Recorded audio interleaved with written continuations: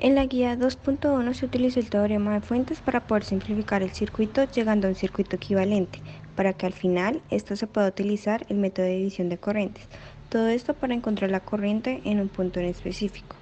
Es decir, cuando una fuente está en paralelo con una resistencia se puede transformar en serie, y si la fuente es de amperaje, la fuente pasará a ser de voltaje.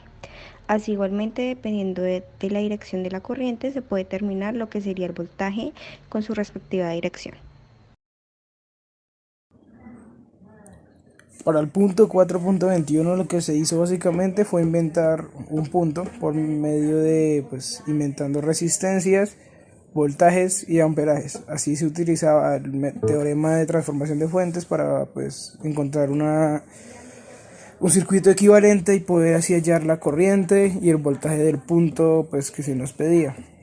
Ahora, en el punto 4.23 lo que se utilizó fue de nuevo lo que sería el método de teorema de corrientes.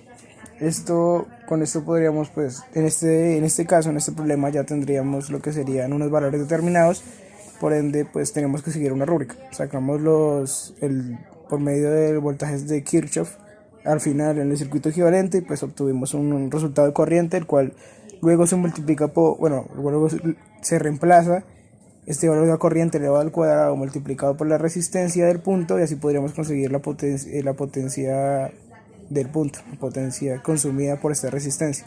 Ahora en el punto 4.25 se utilizaba pues el mismo método, aunque en este lugar ahora todo era un poco más complejo debido a que se encontraban más elementos y más fuentes. Aún así al final el resultado es bastante similar debido a que pues se utilizan el teorema de las fuentes y pues vamos simplificando resistencias, fuentes y todo hasta encontrar un circuito equivalente, calculando al final por medio de voltajes de Kirchhoff, calculamos la corriente y por último el voltaje del punto.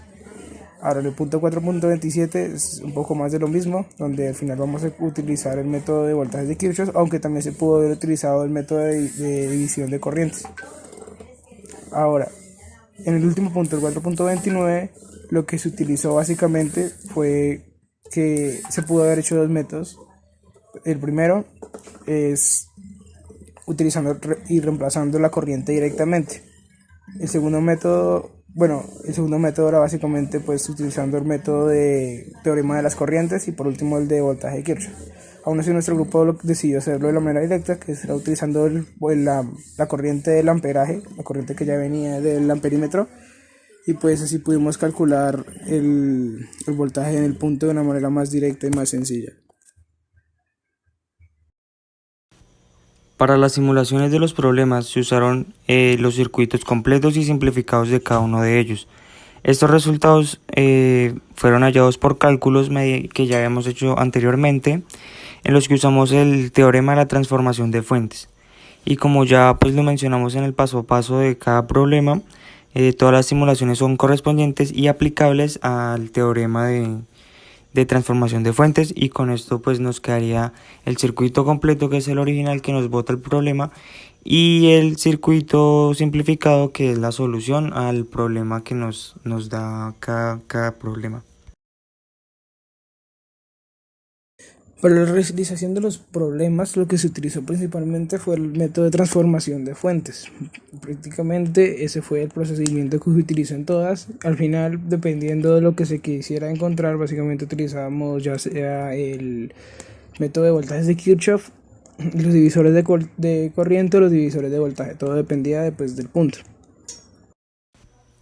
Para el montaje práctico hemos tomado fuentes de 1.5 voltios, en este caso pilas AA. No tuvimos portapilas suficientes, así que pues nos las ingeniamos a lograr transportar la energía de las fuentes hacia el circuito. Una vez nos ubicamos en el circuito, pues vemos que tenemos resistencias de diferentes valores asociadas en serie, mixto y paralelo. Una vez hemos hecho el montaje, hacemos las pruebas que le está entrando corriente al circuito.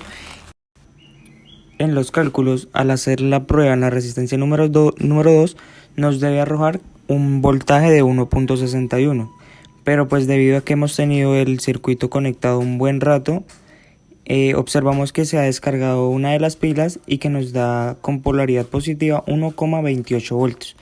pero pues en un principio en las pruebas nos arrojó valores de 1.59, 1.55 y 1.61 voltios como se tenía previsto en los cálculos. Pues en los cálculos era 1.61, pero pues el 1.55 y el 1.59 nos lo arrojó un poco aproximado al valor que deberíamos tener.